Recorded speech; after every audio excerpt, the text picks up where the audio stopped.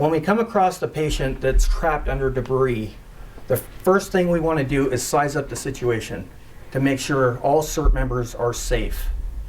Everybody's wearing their proper PPE, their personal protective equipment, and when we're doing our size up, we want to make sure the patient that's under the debris is alive. If the patient is not alive, we have no operation there. We have to document the location and move on to the next location. If the person is still alive, we need to do everything we can to get this person out from under the debris pile. And the way we do that is we use cribbing. Cribbing is what we use to lift heavy objects off of patients that are trapped under debris. The fire department uses cribbing every day during traffic accidents. They use the jaws of life. They use airbags. So CERT uses cribbing the same way, in the same technique. So today what we're going to do is demonstrate using cribbing, leveraging and cribbing. As CERT, how are we going to use or find cribbing? Structures are made out of wood. So if there is an earthquake or some type of structural damage, we could use the existing wood from that structure to use cribbing. Wood can be generally used for cribbing. We choose wood because of the weight factor. It's cheap to find. It's pretty much everywhere. In neighborhoods, structures are built mostly of wood components. So how do we rescue somebody under debris? We use this wood cribbing, and the reason why we don't use metal is because when metal fails, it gives you no type of warning. When we use wood, it cracks and lets everybody know that the wood is about to fail, so everybody is able to get out of the way safely. So let's demonstrate how we use cribbing, leveraging and cribbing in this exercise. So first off, we want to make sure our patient is alive. So our CERT member will check the vital signs of the patient, making sure she's alive. All right, she's alive. So now we need to discuss to the patient, we need to communicate with the patient what we're doing. Okay? So communication is key with the patient. Next, we want to build a normal crib box. And what we have here is our crib box. It's a 4x4 crib box. You place 2 pieces parallel and then 2 pieces that are crossed on top. And that general box right here holds, every contact point holds at least 6,000 pounds. So we're able to hold concrete or other items that are in an ordinary structure. So this is what we use for cribbing. Next, we want to use a pry bar. Now, where can we find a pry bar? You can find them in garages. You can find them in backyards. What happens if you don't have a metal crowbar or pry bar? You can also use wood, 2x4 wood. Okay. If you don't have 2x4s, you can also use 4x4s that are longer than this. The standard measurement for cribbing is 24 inches.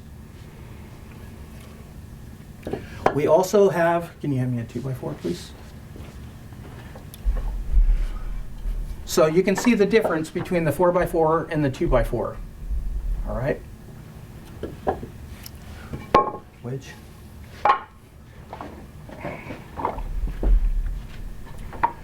We also use the wedge.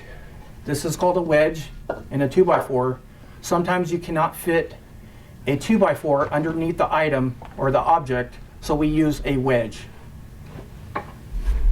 These are all the components we use to stabilize the object. We have to stabilize the object first before we do anything.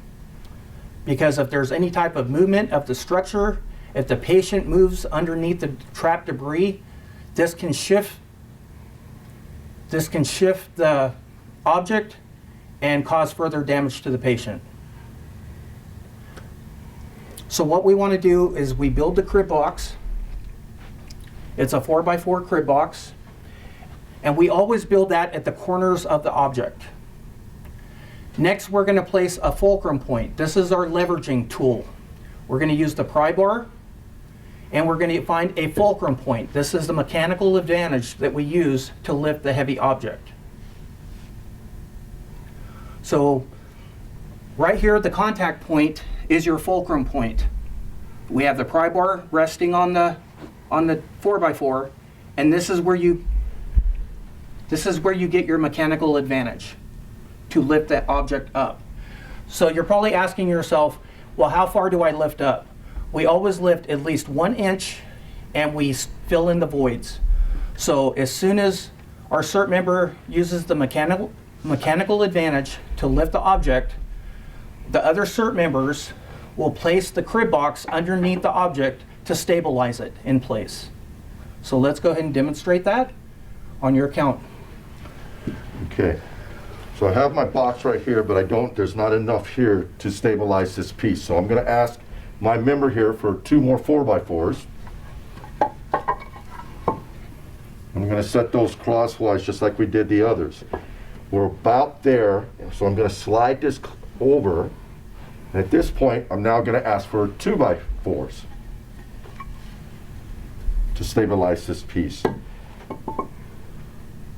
So now I'm ready to stabilize. So on my count, go ahead and lift. 1, 2, 3, lift. I'm going to insert piece under, and this. At this point, this doesn't work, so I'm going to back up and I'm going to ask for the wedge. Take the wedge and stick this in that area, and now that is stabilized. You can let go. So what he has done now is he has stabilized the object on top of the patient, so the object is unable to move. So now we just lifting up, we could lift up another 1 or 2 times, and we're able to free the patient from under the debris. Once we have cleared the object,